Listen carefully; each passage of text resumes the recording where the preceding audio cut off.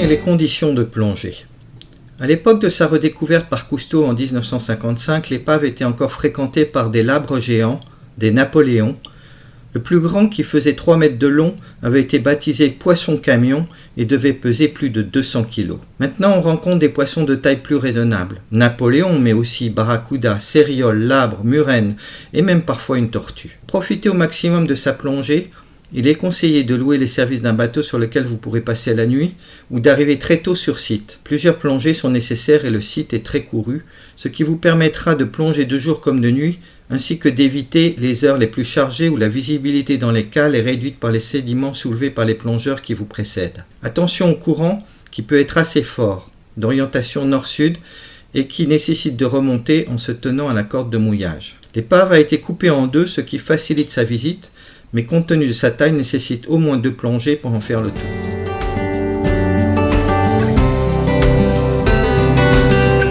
Quelques mots sur sa construction.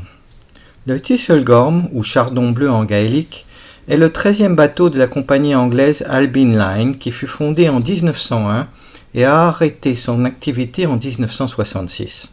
Tous les bateaux de la compagnie ont eu un nom commençant par Thistle ou Chardon qui est la fleur nationale de l'Écosse.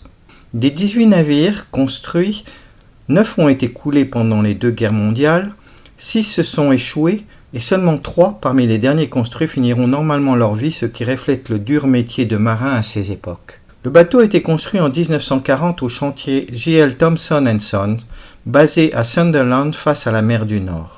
Ce chantier naval est connu pour avoir en 1935 inventé une méthode pour optimiser la construction de bateaux à partir d'éléments préfabriqués puis assemblés.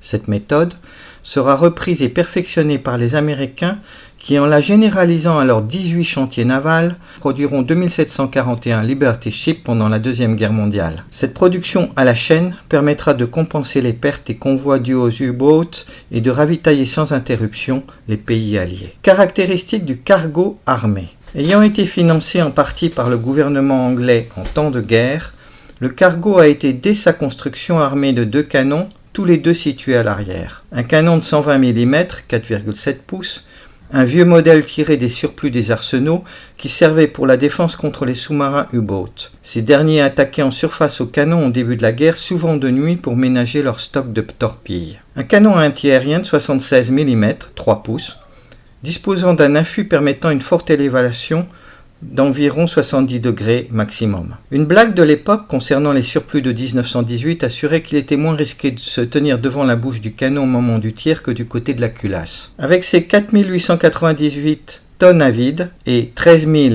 à pleine charge, ce cargo était d'une taille supérieure au cargo des générations précédentes. La propulsion était assurée par une machine à vapeur à triple expansion de 365 chevaux alimentée au charbon qui lui donnait une vitesse de 10,5 nœuds, suffisante pour faire partie des convois dits rapides. L'équipage était de 41 hommes. Le chargement.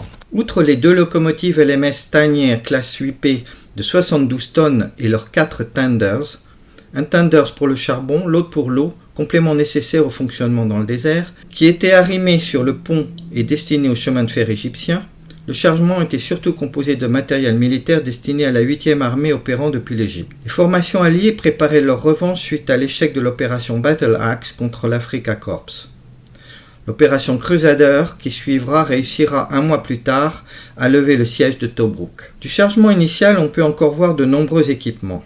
Des caisses de fusils Lee Enfield Mk3, les ailes d'un avion de reconnaissance Westland Lysander, plusieurs types de camions, Ford, Bedford ou Tilling-Stevens, des Jeeps Morris, plus de 100 motos Norton et BSA, 2 petits transporteurs de troupes blindés chenillés appelés Bren Gun Carrier, une cargaison de bottes Wellington, des générateurs, du matériel destiné aux aérodromes et la maintenance des avions, et bien sûr des munitions de tout calibre, dont des 370 mm destinées aux canons de marine. Une partie de la cargaison a été détruite ou éparpillée au moment de l'explosion des bombes suivies des munitions de la cale 4.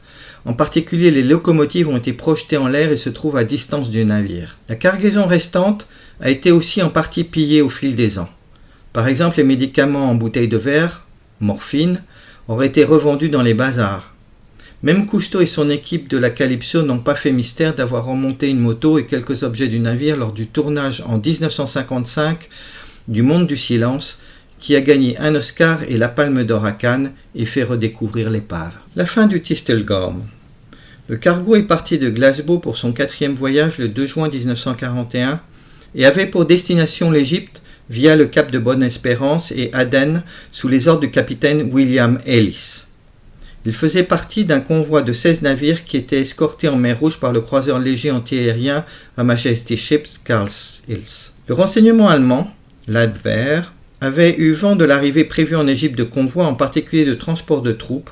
Il pensait en particulier au paquebot transatlantique RMS Queen Mary. Effectivement, le convoi WS-1, baptisé Winston Special, comprenant les 3 paquebots convertis en transport de troupes RMS Queen Mary, Mauritania et Aquitania, soit environ 15 000 soldats à eux 3, ont quitté l'Angleterre le 29 juin 1941 sous forte escorte via le cap de Bonne-Espérance, mais pour faire escale à Ceyland, actuel Sri Lanka, car il n'était pas question d'exposer de si gros bateaux. Les troupes et leur matériel seront ensuite transférés sur de plus petits navires qui rejoindront ensuite l'Égypte. 2 bombardiers allemands, Heinkel 111 de l'escadron KG-26, seront donc dépêchés le 5 octobre 1941 depuis la Crète pour survoler la mer Rouge et essayer de localiser et couler le paquebot, mais sans succès. C'est sur le chemin du retour qu'ils trouveront, aidés par une pleine lune, à 1h30 du matin, le convoi britannique à l'ancre au Safe Anchorage F, devant l'entrée du canal de Suez depuis 10 jours, car un tanker ayant heurté une mine allemande bloquait celui-ci. La surprise est totale. Le croiseur anglais n'a pas sonné l'alarme. Volant très bas, les bombardiers ciblent le plus gros cargo, le Thistlegorm, et font mouche avec 2 bombes sur la soute arrière numéro 4. Le bateau prend feu et au bout de quelques minutes, les munitions et les mines entreposées dans la soute explosent à leur tour, projetant à plusieurs dizaines de mètres en l'air les 2 locomotives arrimées sur le pont qui retomberont à l'eau de part et d'autre du cargo dans un chaos pyrotechnique indescriptible. L'équipage du cargo, réveillé en pleine nuit mais heureusement dormant sur le pont à cause de la chaleur, évacue le cargo qui coule très rapidement. Parfois en ayant d'autres alternatives que de se jeter à l'eau, 9 membres d'équipage sont tués. L'un d'entre eux avait à peine 17 ans. Un marin, Angus MacLeay, sauvera un canonnier blessé en allant le chercher et en le portant pieds nus sur le pont en feu jusqu'à un canot de sauvetage rescapé déhalé à l'avant. Il sera brûlé gravement au 3e degré mais survivra et sera doublement décoré pour sa bravoure. Les survivants seront récupérés par l'équipage du croiseur antiaérien HMS Carl Hills.